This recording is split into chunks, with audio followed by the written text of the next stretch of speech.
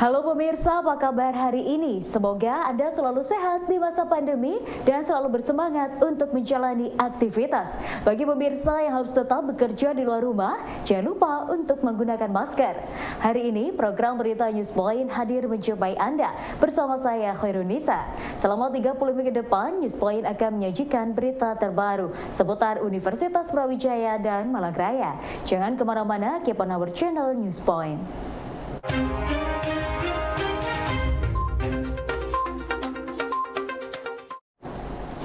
Kota Malang mendapat kuota jamaah haji pada tahun 2022 sebanyak 508 orang. Namun menurut Kepala Kementerian Agama Kota Malang, Dr. Muhtar Hazawawi, calon jamaah yang sudah melakukan pelunasan sebanyak 438 orang. Muhtar berharap calon jamaah haji yang belum melunasi segera melakukan pelunasan pada hari ini sebagai hari terakhir pelunasan dan tidak lagi ada perpanjangan. Untuk kuota jamaah haji tahun 2022 atau 1443 Hijriah sebanyak 508 jamaah haji. Jadi 508 jamaah haji itu sampai hari ini yang sudah melunasi sebanyak 438, yang belum 70 orang, kurang lebih itu. Nah, inilah hari besok adalah hari terakhir pelunasan. Ya, jadi sampai pukul 12 siang. Mohon ini para calon jamaah haji atau jamaah haji yang mendaftarkan tahun ini segera melakukan pelunasan sejak besok pagi hari yang sekitar 70 orang ini. Ya. Karena kalau tidak, biasanya di detik-detik terakhir ini mengalami trouble. Pengalaman tahun yang lalu. Memang diharapkan di awal-awal, tetapi kemudian ini terakhir masih menyisakan sekitar 70 orang, ya. Ini kita berharap dari 70 orang ini benar-benar bisa sejak pagi-pagi melunasi. Kalau tidak, nanti resikonya itu bisa gagal sistem dan itu tidak bisa lagi menuntut, alias harus tahun depan. Karena memang sering terjadi di akhir tahun seperti ini, di akhir-akhir pelunasan seperti ini. Pelaksanaan haji tahun ini masih bersifat dalam kondisi darurat, sehingga jamaah haji yang akan berangkat harus sudah melakukan vaksin meningitis dan vaksin COVID-19. Menurut Kepala Kemenak Kota Malang, Muhtar Hazawawi, sesuai ketentuan jamaah haji minimal sudah mendapat vaksinasi yang kedua. Itu sudah melakukan serangkaian secara administrasi, pasporing itu sudah dilakukan semuanya. Kemudian meningitis juga sudah dilakukan sejak tahun lalu, mungkin 1-2 yang belum, yang nanti termasuk para cadangan-cadangan ketika dipanggil. Tapi prinsipnya meningitis sudah oke, ya. Kemudian paspor sudah oke, ya ini. Kemudian persiapan vaksinasi. Ini yang dipersyaratkan adalah harus 2 kali vaksin yang dibuktikan dengan sertifikat maupun peduli lindung. Makanya 508 jamaah haji ini harus benar-benar menyiapkan itu semuanya. Jika belum 2 kali, segera cari 2 kali. Kalau enggak nanti tertolak karena sistem. Nah, bagi yang sudah 3 kali sangat bagus, aman, tidak ada masalah. Kemudian yang berikutnya nanti ketika masuk asrama itu dipersyaratkan harus melampirkan PCR. Tes swab PCR itu kalau nanti kemudian positif, maka otomatis akan dipulangkan atau tidak bisa diterima. Maka logikanya harus antri, jika dia sudah negatif, di akhir pemberangkatan memungkinkan ditaruh akhir, jika tidak, ya otomatis tahun depan.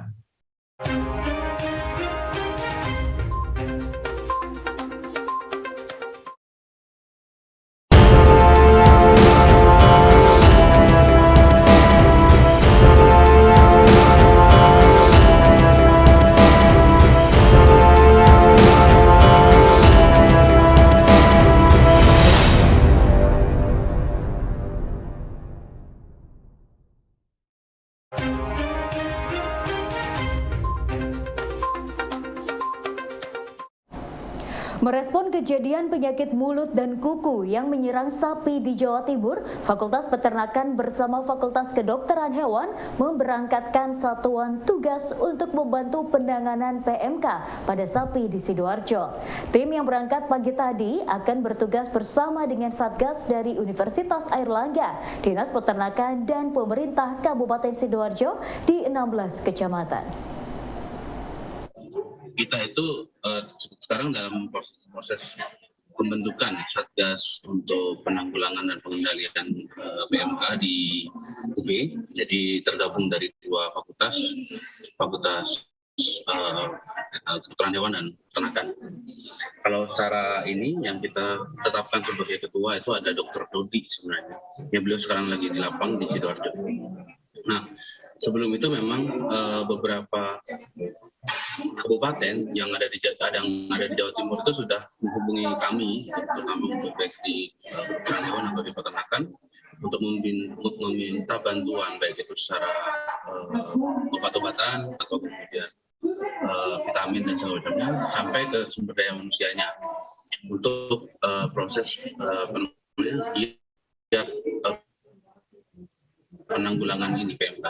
Nah, hari ini kemarin itu dibantu, hari ini kita di Sidoarjo, kemarin dikontak oleh Kabupaten Sidoarjo langsung dan dapat arahan dari Bupati untuk bergerak. Jadi kolaborasi di Sidoarjo itu hari ini adalah Satgasnya Universitas Airlangga dan kemudian bergabung dengan Satgas di Universitas Brawijaya, beserta TNI Polri, kemudian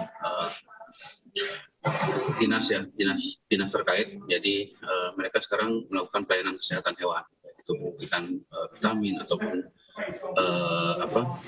sosialisasi lah terkait PMK hari ini.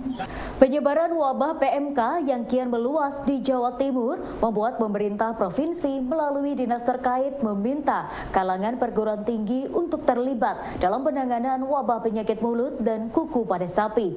Dengan menurunkan Satgas yang terdiri dari dosen dan mahasiswa Fakultas Kedokteran Hewan dan Peternakan di berbagai daerah, diharapkan dapat menambah sumber daya tenaga kesehatan hewan di berbagai daerah yang terkena PMK sapi. Lebih ke pelayanan kesehatan hewan, kemudian sosialisasi dan rencananya memang kayak semacam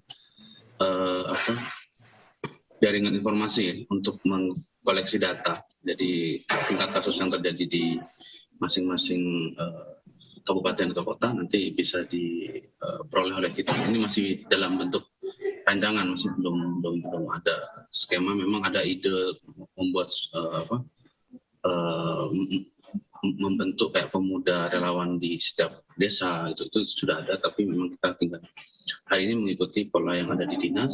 Dengan dinas sekarang membutuhkan untuk kesehatan hewan, maka hari ini lebih kepada kesehatan hewan dan sosialisasi terkait PMK itu saja sih.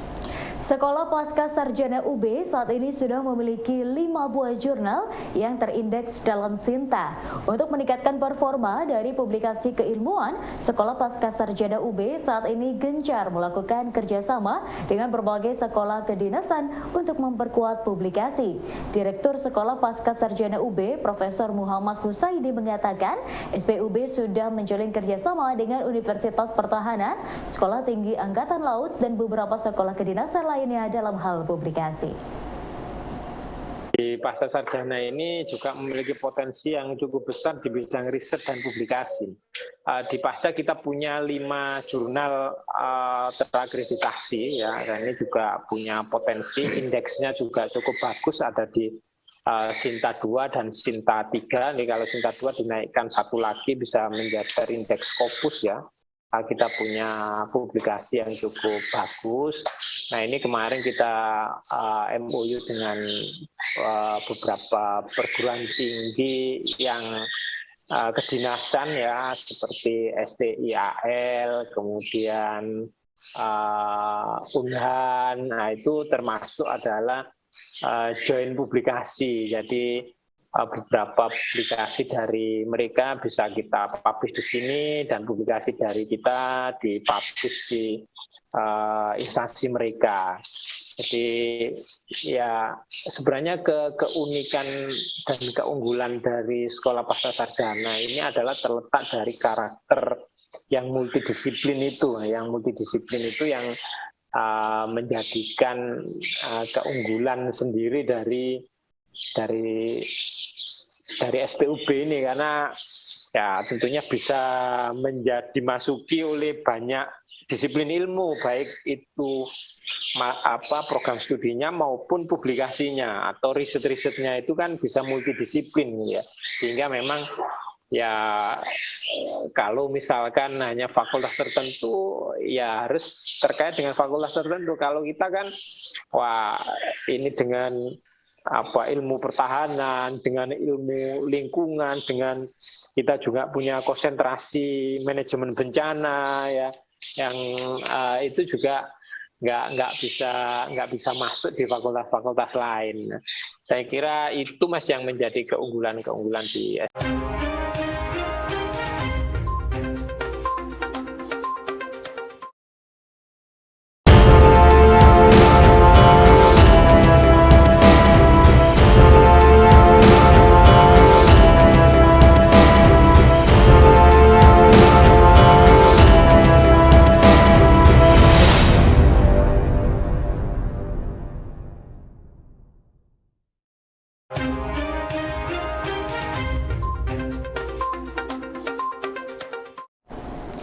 Setelah level PPKM Kabupaten Malang turun ke level 2, industri hiburan mulai menggeliat.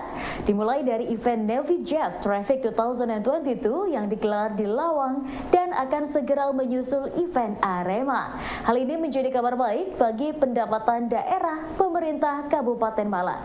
Dari industri hiburan, Bapenda menargetkan 15 miliar pemasukan, seperti disampaikan oleh Kepala Bapenda Kabupaten Malang, Made Arya Wedantara berikut ini. Sudah membuka keran memang untuk kegiatan, karena kan sekarang kita masuk PPKM level 2 Mbak ya. Berarti otomatis sesuai dengan Mendagri kita tuh maksimal kunjungan maksimal acara itu dihadiri 70%. Yang kemarin sudah dicoba di Lawang, sudah jalan dengan aman.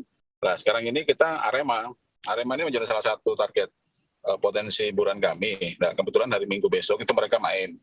Tetapi tetap untuk kegiatan semacam Arema dan konser, memang kami dari Bapenda itu memberikan izin sebatas panduan untuk penyelenggaraan.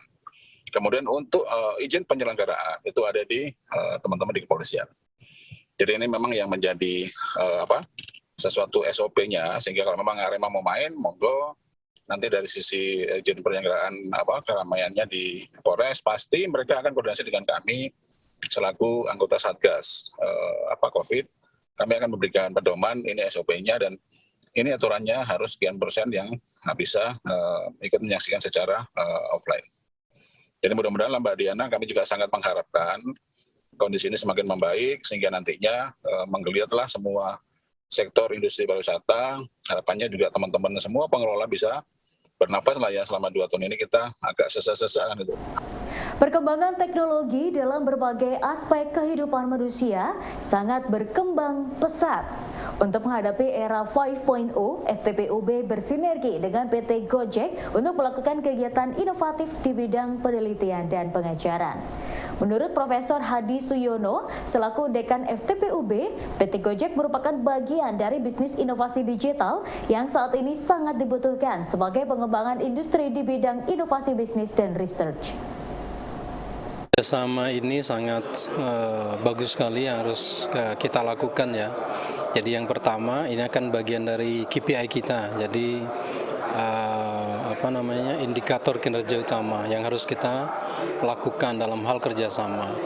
Kemudian yang lainnya lagi ini kita tahu Gojek itu adalah bagian bisnis inovasi digital. Jadi ini kita perlukan dalam rangka sebagaimana visi kita itu adalah salah satunya kan inovatif. Jadi kita menginginkan mahasiswa-mahasiswa kita dan juga dari dosen kita ini bisa melakukan kegiatan-kegiatan inovatif dalam hal penelitian, dalam hal pengajaran, kemudian dalam hal mahasiswa yang dia itu akan ikut dalam MBKM ya, Merdeka Belajar dan Kampus Merdeka, itu yang kita inginkan. Jadi agar kerjasama ini bisa kita enhance lebih lanjut, tidak hanya sekedar pada topik-topik yang seremonial, tetapi lebih kepada memang apa kebutuhan dari Gojek, apa kebutuhan dari kami. Jadi kalau dari industri pasti ada bagian-bagian yang karena dalam rangka untuk bisnis gitu, tapi dari kami kan ada bagian research. Nah, riset itulah yang kita kedepankan sebenarnya, termasuk juga kegiatan MBKM tadi. Selama masa pandemi COVID-19, lalu permintaan terhadap produk dan jasa di bidang kesehatan melonjak tajam dan memberi pengaruh terhadap kinerja perusahaan di bidang kesehatan. Dalam catatan Kepala Laboratorium Investasi dan Pasar Modal FEBUB, Noval Adib, bahwa kinerja perusahaan seperti farmasi, penyediaan alat kesehatan hingga rumah sakit meningkat. Saham-saham di bidang kesehatan, yaitu saham perusahaan obat atau rumah sakit, healthcare lah pokoknya ya, itu memang mengalami peningkatan yang drastis itu sejak era pandemi, begitu ya. Jadi misalnya kalau perusahaan obat itu seperti KF ya, Kimia Farma atau Indofarma ya, Inaf, itu yang semula sebelum pandemi itu harganya cuma 600, itu melejit sampai 10 kali lipat itu dalam waktu setahun pertama itu. Jadi KF itu tertinggi bisa sampai 6.000 itu di tahun 2020 sampai awal 2021, kemudian turun ya kan. Sekarang terakhir itu ya sudah 1.500-an.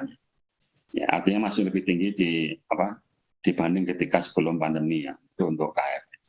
Inaf itu juga sama, ya itu juga naik tinggi. Kemudian saham rumah sakit kayak Same ya. Same itu sahamnya rumah sakit Omni ya. Itu dulu di awal pandemi hanya 120-an. Nah, sampai sekarang itu sudah stabil di kisaran 400 sampai 500, pernah 600. Ya pemirsa, informasi tadi sekaligus menutup perjumpaan kita hari ini. Jangan lupa saksikan News Point setiap hari pukul 19.30 waktu Indonesia Barat hanya di UBTV, Televisi Pendidikan Universitas Brawijaya. Saya Khairunisa dan seluruh kru yang bertugas pamit undur diri. Tetap patuhi protokol kesehatan, wajib menggunakan masker. Terima kasih dan selamat beraktivitas.